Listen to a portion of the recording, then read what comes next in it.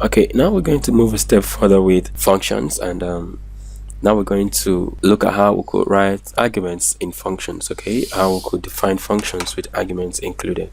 Now I'm going to continue that from here. Now I'm going to write another function. Let's call that one let's just say hello to.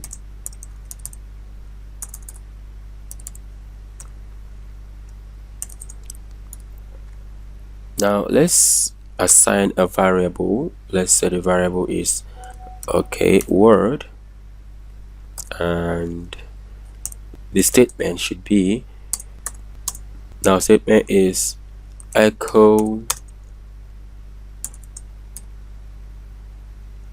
hello, and then we'll append the variable hello world. So as anything that the user inputs into this place is being substituted, and you have hello, that thing that is being imputed here. I don't know if you get it, but if you don't, we'll check that out in a minute. So we are going to call on this function since we've defined it. Okay, now we're going to do that by writing say hello to. Now you might be surprised how or why it is being echoed without we calling or writing echo say hello here. Now the reason is because while we were defining the function, we've already used the word echo. So using another echo here is not gonna make that sense, okay? And probably it might echo back an error to you. So when you include an echo in the function, there's no need to including an echo when you want to call on the function. Okay, so we're going to try that, and so we'll see what I'm talking about in a minute. But for now, let's finish up what we're doing here. So now we're going to write a particular variable in place of the variable word. Let's substitute it with something. So now I'm going to say what I want to substitute mine with is everyone. Okay, do I need to put that in quotes? Okay, let's get back to what we're doing here. Now I'm going to call on this function. Okay, I'm going to call on this function, say hello to, and we'll impute a word, say everyone, for instance, and let's delimit that.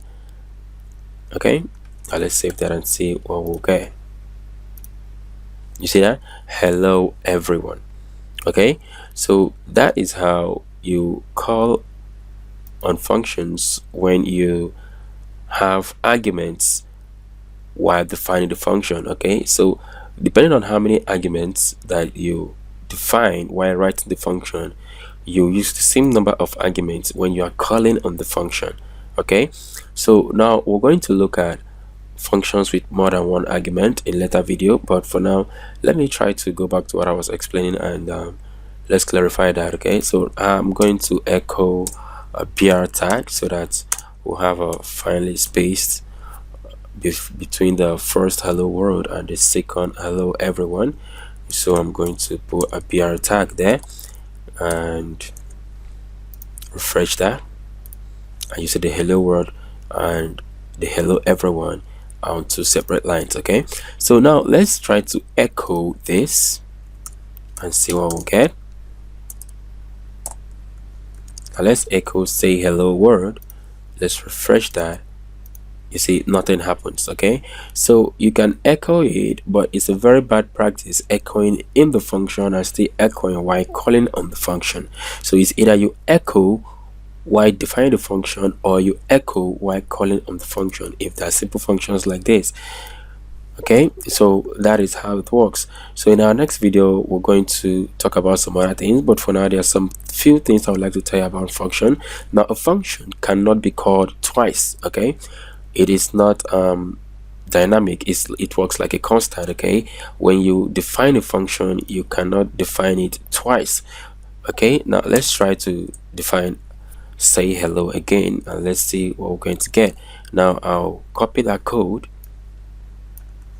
and paste it right here, and I'm just going to change this to something else. I'm going to change this to something else, or let me change this rather to something else. Let me say having fun. Okay, let me say having fun, then the variable. Let's just check and see. Then you see a fatal error, cannot declare say hello, PHP line 18 and like that. Now you discover that it actually gave us an error because you cannot define a particular function twice. Okay, it doesn't work like that.